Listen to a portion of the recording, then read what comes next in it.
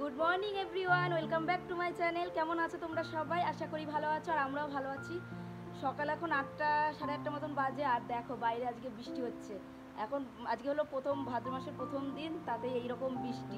আষাঢ় মাসে বৃষ্টি হয় শুনি, কিন্তু ভাদ্র মাসেও দেখো বৃষ্টি হচ্ছে। আর এই কদিন একটু বৃষ্টি হচ্ছিল না, আজকে আবার সকালে ঘুম থেকে উঠে দেখি একদম মেঘ করে বৃষ্টি চলে এসেছে। এই দেখো বৃষ্টি পড়ছে, বুঝতেই পারছো। আর আকাশের অবস্থা খুব একটা ভালো না। যাই হোক, আজকের দিনটা কিভাবে কাটাবো সেটা আজকে তোমাদেরকে শেয়ার করবো। প্রথমত এখন যাবো চায়ের কাছে, চা করে চা খেয়ে দিয়ে তারপরে ফুল এনার্জি নিয়ে কাজ করতে হবে। আর বৃষ্টির মধ্যে একদমই ভালো লাগে না কোনো কিছু করতে, মনে হয় চুপচাপ বসে থাকি, শুয়ে থাকি, এই একটা ইচ্ছা হয়। কিন্তু কিছু করার নেই, কাজবাজ রয়েছে, কাজবাজ করে রেখে তারপর একটু শুয়ে শুয়ে ফোন দেখবো, এটাই হয়েছে কথা। তো চলো ভিডিওটি স্কিপ না করে পুরোটা দেখতে থাকো।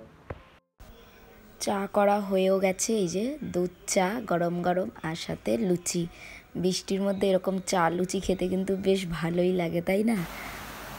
তো বাইরে হচ্ছে এখন বৃষ্টি, আর আমি সকালবেলায় লুচি আর চা দুধ চা নিয়ে বসে পড়েছি খেতে। খাওয়া উচিত না, তাও খাচ্ছি। কালকে লুচিটা করেছিল, সে বেশি হয়েছে 4টে, আমার দুটো, দাদার দুটো। আর বাইরে এখন খুবই বৃষ্টি হচ্ছে, আজ ভাদ্র মাসের প্রথম দিন, তাতেই এত বৃষ্টি। তো চলো আজ সারাদিনটা কীভাবে কাটাবো সেটাই তোমাদেরকে শেয়ার করবো। রাখো। এইদিকে দেখো মা কিন্তু সবজি কাটতে বসে পড়েছে। এখানে কুমড়ো কাটছে, দুই রকমভাবে কাটছে, একটা চৌকো করে আর একটা কুচিয়ে। যেটা কুচিয়ে সেটা তো ভাজবেই, আর যেটা চৌকো করে কাটছে সেগুলো পুঁই শাকে দেওয়া হবে, মানে পুঁই শাক আলু কুমড়ো দিয়ে একটা তরকারি হবে। আর এইদিকে দেখো আমি কাঁকরোলগুলো বার করছি, আজকে কাঁকরোলও ভাজা হবে। কাঁকরোলটা আমি দাদা দুজনেরই কেউ খাই না, কিন্তু মা দিদার জন্য কাঁকরোলটা ভাজবো। আর এইদিকে দেখো কালকে ইলিশ মাছ আনা হয়েছিল, এখন যেহেতু বর্ষার সিজন, কম বেশি একটু ইলিশ মাছ আসতেই। আর আকাশ এখন দেখতেই পাচ্ছ বৃষ্টি হচ্ছে না, কিন্তু পুরো একদম মেঘলা হয়ে আছে।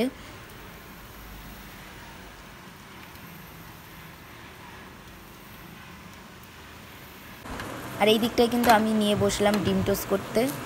একটু ডিম টোস্টও করবো, সেই কারণে অনেক দিন ডিম টোস্টটা খাওয়া হয় না। বাইরে হচ্ছে বৃষ্টি, আর এর মধ্যে হচ্ছে ডিম টোস্ট।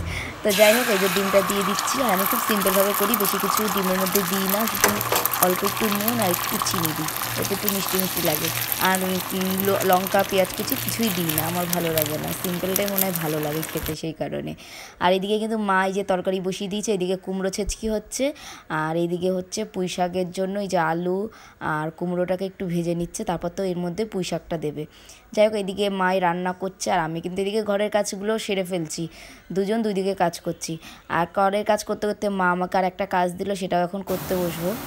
এই যে কালকে লঙ্কা নিয়ে এসছে, লঙ্কাগুলো বসে বসে এখন এই যে লঙ্কাগুলো ছাড়াবো, এই বোটাগুলো ছাড়িয়ে রাখবো। এই যে এরকমভাবে ছাড়িয়ে রাখবো, তাহলে লঙ্কাগুলো অনেক দিন ভালো থাকবে, নাহলে নষ্ট হয়ে যায়। আর এইটার মধ্যে রাখবো, এটা কিন্তু আমি অনলাইন দিয়েই নিয়েছিলাম, বেশ ভালো লঙ্কা আদা পেঁয়াজ রাখার জন্য। তাহলে এখন এই কাজগুলো বসে বসে করি। এই যে লঙ্কা নিয়ে বসবো ছাড়াতে, আর মাথা আশ্রয়নি, ঘুম দিয়ে উঠেও মাথা আশ্রয়নি, কাজবাজ করছি। বাইরে বৃষ্টি পড়ছে খুব জোরেই।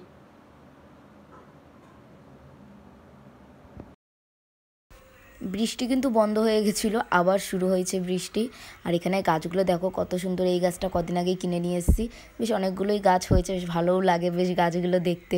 আর এখানে যে 4টে টব দেখছো জানলার সাথে ঝুলানো, সেগুলোও কিন্তু নিয়ে আসা হয়েছে কদিন হলো। আর এই দেখো বাইরে জোরে বৃষ্টি হচ্ছে, মানে বৃষ্টি হচ্ছে আবার কমে যাচ্ছে। এইদিকে এই যে মা পুঁই শাক এবার দিয়ে দিচ্ছে, কুমড়ো আলুটা ভাজা হয়ে গেছে, এর মধ্যে পুঁই শাকগুলো দিয়ে দিচ্ছে। আর পুঁই শাকটা খেতে কিন্তু বেশ ভালোই লাগে, মানে আমি বেশি ভালোবাসি, তার জন্য আরও পুঁই শাকটা আনা হয়, বাড়িতে সেরকম কেউ খায় না। আর কালকে যেহেতু রাত্রিবেলায় মা আসার পথে বাজার করে নিয়ে এসেছিলো, তো সেগুলোই সব এখন গুছিয়ে রাখছি। সবজিগুলো কালকে রেখে দিয়েছিল, কিন্তু আলু পেঁয়াজগুলো রাখেনি, তো আলুর জায়গায় আলুটা গুছিয়ে রাখলাম, পেঁয়াজের জায়গায় পেঁয়াজ গুছিয়ে রেখেছি। এদিকে দেখো অর্ধেক রান্না কিন্তু আমাদের হয়ে গেছে, পুঁই শাক আর ওইদিকে তোমার কুমড়ো ছেঁচকি হয়ে গেছে। এদিকে কিন্তু ইলিশ মাছ করছে, ইলিশ মাছটা এমনি সিম্পল করছে, তোমার হলো কালো জিরে দিয়ে আর কাঁচা লঙ্কা। এখানে আছে ইলিশ মাছ, শুধু ইলিশ মাছ সর্ষে দিয়ে, না সরি, কালো জিরে দিয়ে পাতলা ঝোল করেছে, কাঁচা লঙ্কা চিড়ে পাতলা ঝোল, কোনো কিছু দেয়নি, সিম্পল। রান্না বান্না সব কমপ্লিট, ওদিকে সব দেখতেই পাচ্ছ ছড়ানো ছেটানো, এগুলো আমার পরিষ্কার করার পালা, মায়ের রান্না করার পালা। মায়ের রান্না কমপ্লিট, এবার আমি এগুলো পরিষ্কার করবো। তার আগে মায়ের মাথা আগে সাদা হয়ে গেছে, কালো করবো। তো চলো। মাকে একটু চুলে কালার করে দিলাম, দেওয়ার পরে চলে আসলাম রান্নাঘরে এগুলো পরিষ্কার করে নিতে।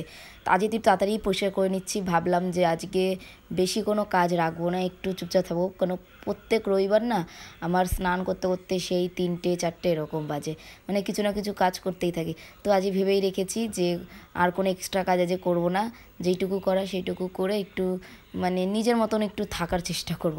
আর অন্য অন্য রবিবারে কী করি, এত পরিমাণে কাজ করি, লাস্টে গিয়ে কোনো এনার্জি পাই না, ভালো লাগে না, শুয়ে থাকি এরকম।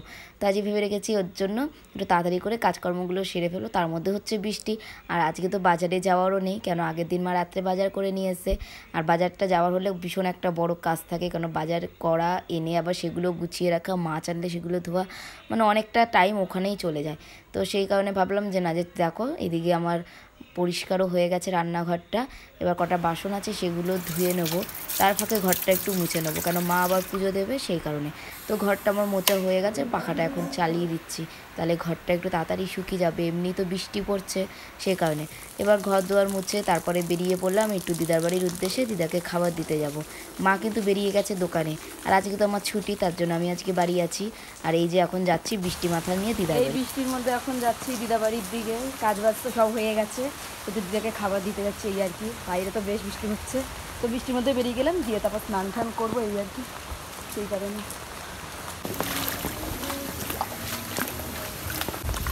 এ তোরা পুকুরে নামছিস? হ্যাঁ, মাছ ধরবি? স্নান করে খাওয়া দাওয়া করে তারপর একটু শুয়েছিলাম, এখন উঠলাম।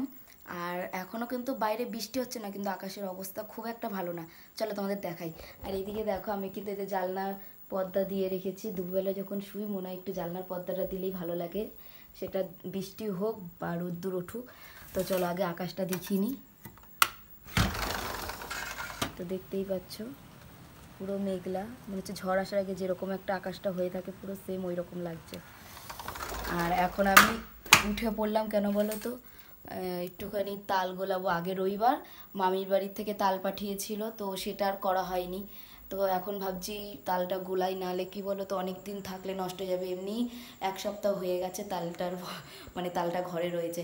আর আমার দিদাবাড়ি গাছের তাল খুবই টেস্ট, কোনো তিতা ভাব নেই, ভীষণ ভালো খেতে। তো ভাবছি এটাই এখন গোলাই। আর সব থেকে বড়ো কাজ এই তাল গোলানো, আগে আমি করতাম না, এগুলো আগে আমার দিদাই করে দিত। যবেতে এই বাড়িতে চলে এসেছি তবে থেকে আমিই করি। তো এখন এটা গুলিয়ে নিয়ে তারপর তোমাদের সঙ্গে আমি পরে কথা বলছি। এই যে সেই তাল, জানি না কতটা ভালো আছে না আছে,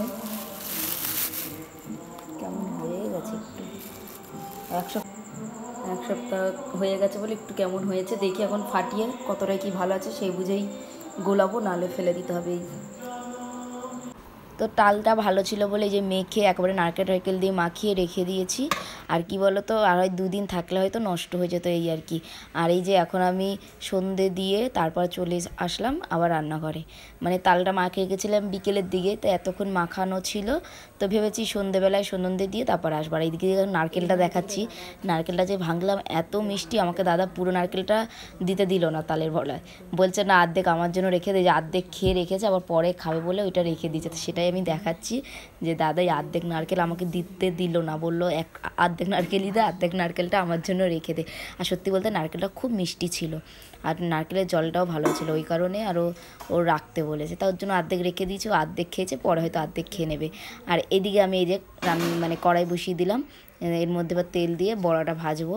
আর অনেকক্ষণ যেহেতু মাখিয়ে রেখেছি এখন ভালোও হবে ভাজাটা। আর কি বলো তো, সঙ্গে সঙ্গে মেখে ভাজলে না সেটা ভালো, চিনি ঠিনি যদি না গলে না ভালো লাগে না খেতে, ওই কারণেই আমি বিকেলের দিকে করে একেবারে মাখিয়ে পরিষ্কার করে রেখেছি, যে শুধু সন্ধেবেলায় ভাজবো, গরম গরম খাওয়া হবে এই আর কি। আর বাইরে কিন্তু এখনও বৃষ্টি হচ্ছে, এই বৃষ্টির মধ্যে গরম গরম তালের বড়া হেভি লাগবে, তাই না? তো যাই হোক, দাদা এখন আপাতত একটু নিচে আছে, আর আমি সেই ফাঁকেই তালের বড়াটা ভাজছি, ও আসলেও খেতে পারবে। আর এইদিকে আমি এই যে তেল দিয়ে দেবো এখন।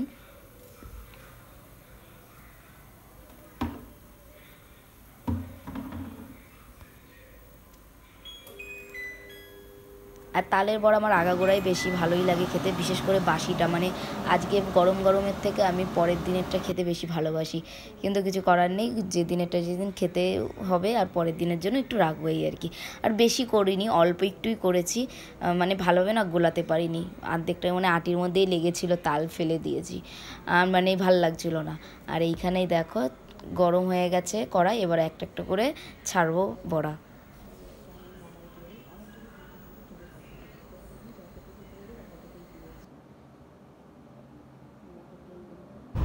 তো এইদিকে কিন্তু কড়াইতে তেল দিয়েছিলাম, তেলটা গরম হয়ে গেছে, এবারে বড়াগুলো ছাড়বো।